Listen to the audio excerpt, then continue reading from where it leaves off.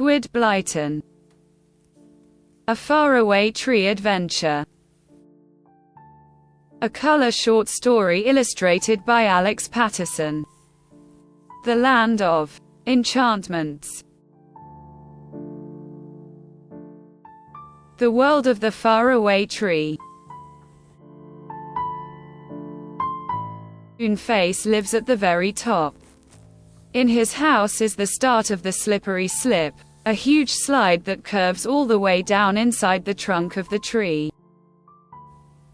Silky lives below Moonface. She is the prettiest little fairy you ever did see. Saucepan Man is a funny old thing. His saucepans make lots of noise when they jangle together, so he can't hear very well. The cloud above the tree leads to amazing places. Which land will the children visit this time? Joe, Beth, Franine, Connie. Chapter 1. The Land of Secrets. Connie could not forget the exciting faraway tree, and the different lands that came at the top. She asked the others about all the different lands they had been to, and begged them to take her to the next one.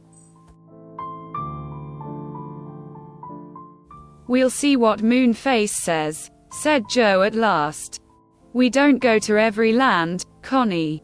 You wouldn't like to go to the Land of Wizabout, for instance, would you? Moonface once went there, and he said he couldn't bear it. Everything went at such a pace, and he was out of breath the whole time." "Well, I think it sounds rather exciting," said Connie, who was intensely curious about everything to do with the different lands. "Oh, Joe, let's find out what land is there next. I really must go." "All right," said Joe. "We'll ask Mother if we can have a day out tomorrow, and we'll go up the tree if you like. But mind, if there is a horrid land, we're not going. We've had too many narrow escapes now to risk getting caught somewhere nasty."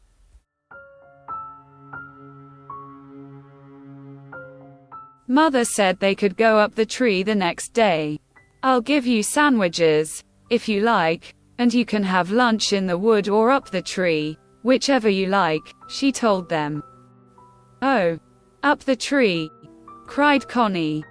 So, when the next day came, she wore old clothes without even being told. She was learning to be sensible at last. They set off soon after breakfast. They hadn't let Silky or Moonface know they were coming, but they felt sure they would be in the tree. Up they climbed. The angry pixie was sitting at his window, which was wide open. He waved to them, and Connie was glad to see he had no ink or water to throw at her. "Going up to the Land of Secrets," he shouted to them. "Oh, is the Land of Secrets there?" cried Joe. "It sounds exciting. What's it like?" "Oh, just secrets," said the angry pixie. "You can usually find out anything you badly want to know." "I'd like to know some secrets too," said Connie.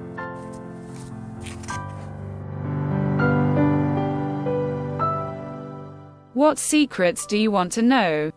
asked Joe. "Oh, I'd like to know how much money the old man who lives next door to us at home has got," said Connie. "And I'd like to know what Mrs. Toms at home has done to make people not speak to her, and..." "What an awful girl you are," said Beth. "Those are other people's secrets, not yours. Fancy wanting to find out other people's secrets." "Yes, it's not nice of you, Connie," said Franny.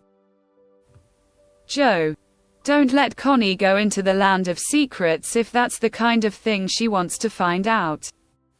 She's gone all curious and prying again, like she used to be."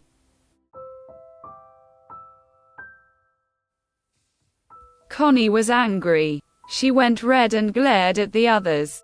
"Well, don't you want to know secrets too?" she said. "You said you did." "Yes, but not other people's," said Joe at once. "I'd like to know where to find the very first violets, for instance, so that I could surprise Mother on her birthday with a great big bunch. They are her favorite flowers.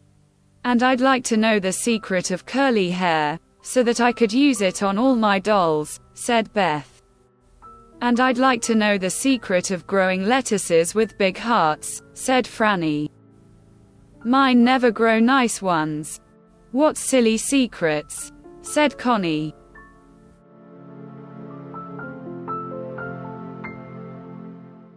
They climbed up to Silky's house, but the door was shut.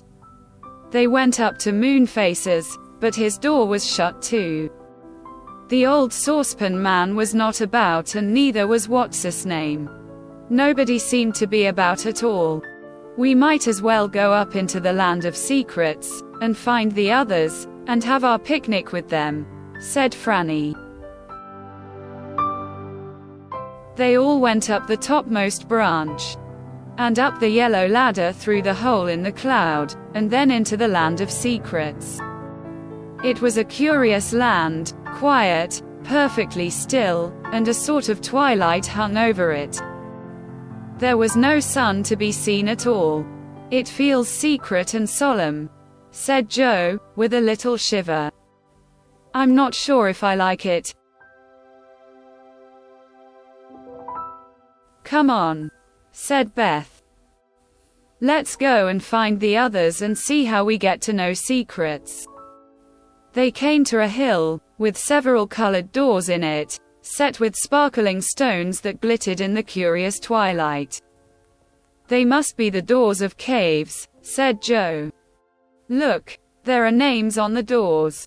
The children read them. They were peculiar names, which know a lot. The Enchanter Wise Man, Dame Tell You All, Mrs. Hidden, the Wizard Tall Hat. "They all sound really clever and wise and informed," said Joe. "Hello, here's somebody coming." A tall fairy was coming along, carrying a pair of wings. She stopped and spoke to the children. "Do you know where Dame Tell You All lives? Please. I want to know how to fasten on these wings and fly with them." "She lives in that cave," said Beth, pointing to where a door had "Dame Tell You All" painted on it in big letters.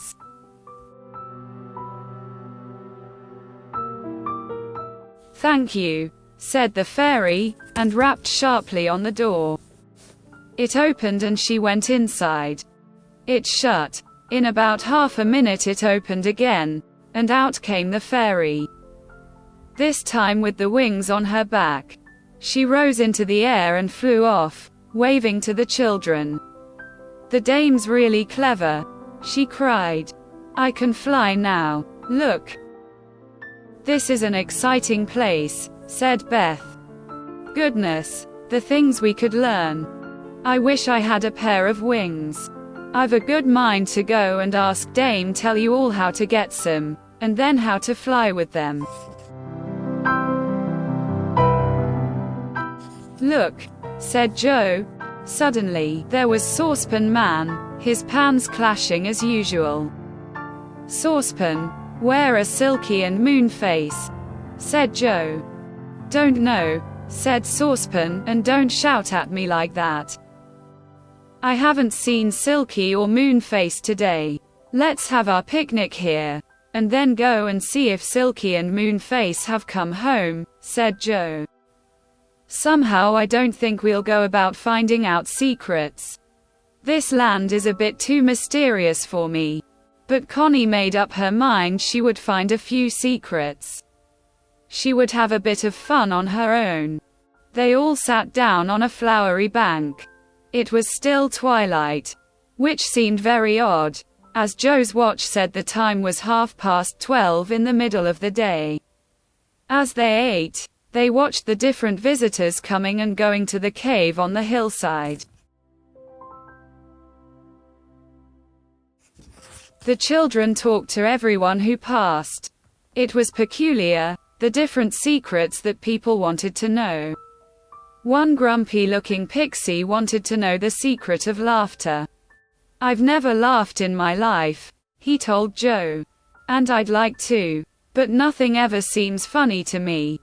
Perhaps the enchanter wise man can tell me. He's very, very clever." The enchanter plainly knew the secret of laughter because, when the grumpy-looking pixie came out of the cave, he was smiling. He roared with laughter as he passed the picnicking party. "Such a joke," he said to them. "Such a joke. What was the secret?" asked Connie. "Ah, that's nothing to do with you," said the pixie. "That's my secret.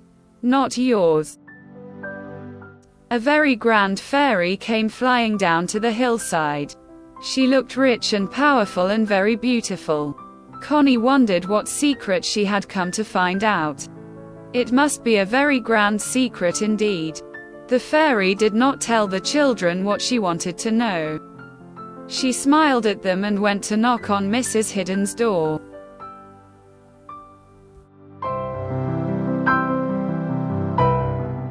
You can continue to listen to chapter 2 and 3 in a next video.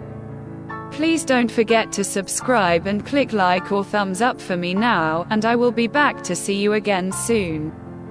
Goodbye.